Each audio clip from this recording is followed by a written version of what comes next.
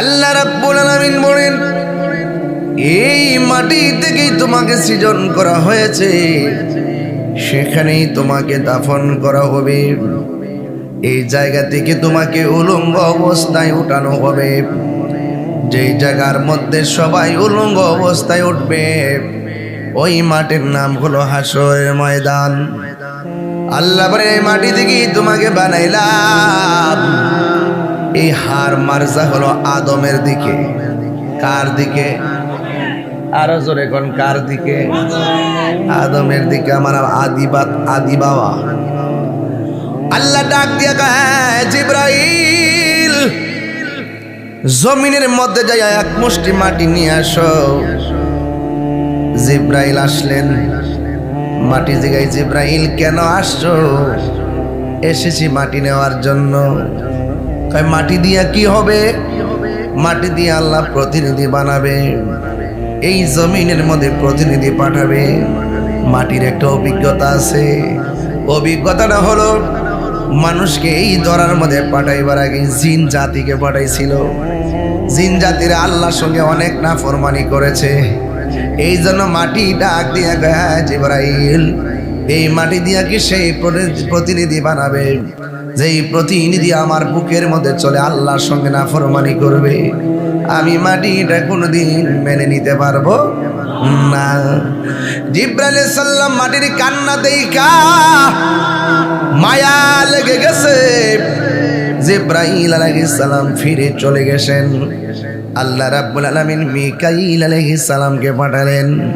মিকাইল আলাইহিস সালাম মাটির কান্না দেখে মায়া লেগে গেল। আল্লাহ রাব্বুল আলামিন ইসরাফিল আলাইহিস সালামকে পাঠালেন। ওই ইসরাফিল আলাইহিস সালাম দুনিয়ার জমিনের মধ্যে আসলেন। আসার পরে ইসরাফিল আলাইহিস সালাম মাটির কান্না দেখে মায়া লেগে গেল। বন্ধুগণ, কি ভাষায় ওয়াজ করব? আমার আল্লাহ বলে, আজরাইল, তুমি গিয়ে মাটি নিয়ে আসো। আজরাইল জমিনের মধ্যে আসলেন। আয়েশা মাটির বুকের মধ্যে হাত দিবেন। মাটি ডাক দিয়ে বলবে, আজরাইল, জিব্রাইল ফিরে গেছে, মিকাইল ফিরে গেছে, ইসরাফিল আমার কান্না দেখে মায়ায় পড়ে গেছে, তুমি আজরাইল চলে যাও। আজরাইল কয়, না না, আমি যাইতে পারি না।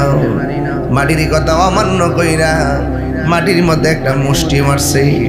এক মুঠ মাটি সমান সমান 70 মন। যখন কয় মন? হাতের মুঠের মধ্যে যদি 70 মন মাটি আটকায়, তাইলে ওই আজরাইলটা কত বড়? যার মাথার মধ্যে 7 সমুদ্র 13 নদীর পানি যদি ঢাইলা দেন, এক ফোঁটা পানিও জমিনে পড়বে না রে।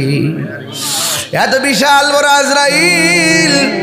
খাড়াতায় আয়েশা আমার মুরিদ আলামিনের আব্বাকে নিয়ে গেল। এত বড় আজরাইল আয়েশা খাড়াতায়ের কত মানুষের দাদাকে নিয়ে গেল। একদিন হইতো বা আমাকে নেওয়ার জন্য ধাবা মারবে। আল্লাহ রাব্বুল আলামিন কয়, আজরাইল, সব ফেরেশতারা ফিরে এসেছে, তুমি দিকে ফিরে আসো নাই, মাটি নিয়ে এসেছো। মাটির কান্না কি তোমার মায়া লাগে নাই? আবার আজরাইল কয়, ও আল্লাহ, মাটির কান্নায় আমাকে মন গলাইতে পারে নাই, কারণ হাজার মাটির কান্নার চাইতে আমার মাওলার হুকুমটাই আমার কাছে সবার বড়। আর জোরে জোরে কন্যা আল্লাহু আকবার। আল্লাহ ডাক দিয়া কয়, ও আজরাইল, মাটি কান্না করেছে, তোমার মন গলাতে পারে নাই। এই মাটি দিয়ে কিয়ামত পর্যন্ত যত মানুষ আমি বানাবো, এই পৃথিবীর মধ্যে যত মানুষ যাবে রে, ওই সব মানুষ যখন যাবে, সব মানুষ যখন যাবে, সন্তানের কাছে মা কাঁদবে, মায়ের কাছে সন্তান কাঁদবে। এ বন্ধু, স্লোগান বললাম, বাইরে আছে নাকি? চেপে চেপে ছিলেন।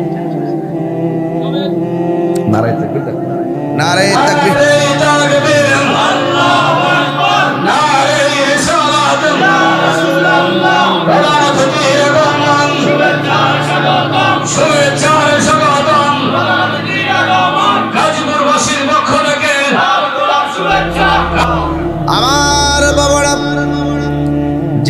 কথাগুলো আমি বলেছিলাম এটা হলো আমাদের সৃষ্টি তত্ত্বের কথা। সৃষ্টির তত্ত্ব যদি আপনার হাতে না থাকে, আপনি নিজের দেহ তত্ত্বকে খুঁজে পাবেন না।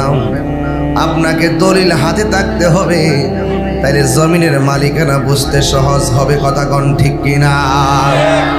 আল্লাহ ডাক দিয়া বলে, ও আজরাইল।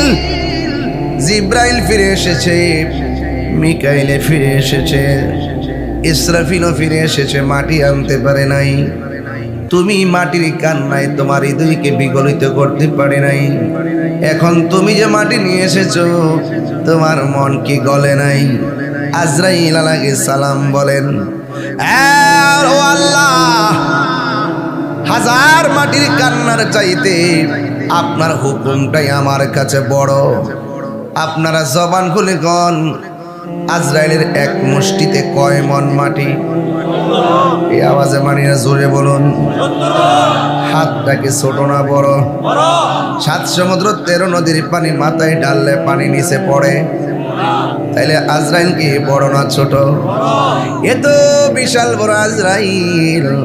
আল্লাহ ডাক দিয়া কয়, আজরাইল রে, আমি আল্লাহ মাটি দিয়া আদম বানাবো। সুবহানাল্লাহ করে খাই। আমি আল্লাহ মাটি দিয়া আদম বানাবো। আদমের করতে কিয়ামত পর্যন্ত আমি আল্লাহ সন্তান পাঠাবো।